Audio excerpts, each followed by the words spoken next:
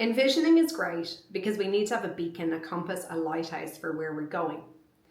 But without actually documenting the steps to navigate towards that vision, it's just going to fail.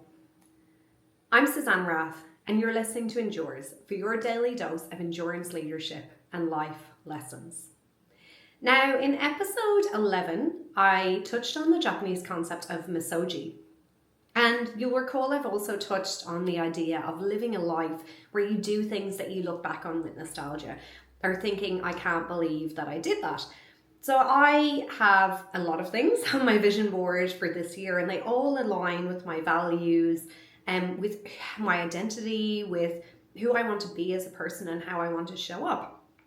But one of my major BHAG, I don't actually know if I can do it, goals is this ridiculous run from Sydney to Newcastle that I have set upon in April.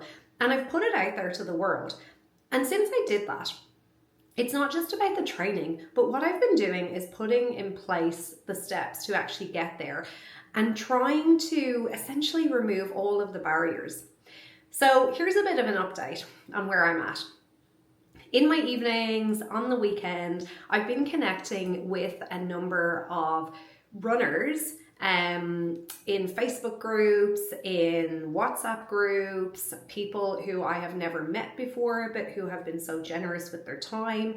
I've managed to lock in a couple of people who will run some segments of the trail with me. I don't necessarily know if they are going to be happy to run at night. That would be amazing.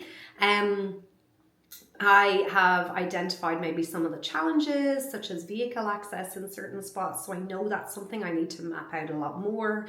I've identified some things I never even thought of, which are like mobile phone coverage. I have ordered a ton of nutrition. I've got new walking poles. I've got a new head torch. And I have started back in my coaching program, most important. But the other thing that I am in the process of doing as we look ahead to these next 9 or 10 weeks is actually time blocking the volume of time that I need for the training. Now, I did this when we trained to cycle across South America, and I call this a massive rock in my year. And so if I look at a pie chart of the things that I want to invest my time in right now, like this run is up there with a big chunk on it. My business, my clinical business, so leadership strategy in my clinical business, Wellness Embodied is there, and keeping my coaching, my speaking, this podcast, my content, my thought leadership, all of that going is up there. And then the sort of fourth quadrant is my dogs, as always, my husband, and just having that time to have those little connections with friends. Now, those connections I already know aren't going to be like big dinners out or late nights. And so that's already formed part of the deletion thing. I just can't commit to anything that goes past about 7:30 at night because I know I'm going to be tired. I know I have to prioritize recovery. I know that this run is going to be such a big thing. But the thing is, if I want to achieve something in my business or in my life, whether it's a holiday and whether it's a speaking gig, I apply the exact same strategies. What gets measured gets managed. What goes in the calendar gets done. I look at my most energized times of the day. I make sure the big projects are time blocked and I stick to that. So I will start my day, because I've planned it out the previous day or the previous week, I follow the bouncing ball. Like I know what I'm going to do. If it's a run, my running clothes are out, I go.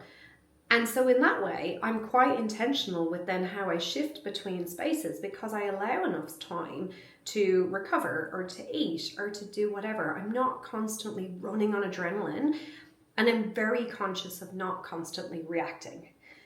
Now, in our leadership, in our businesses, sometimes we have to react.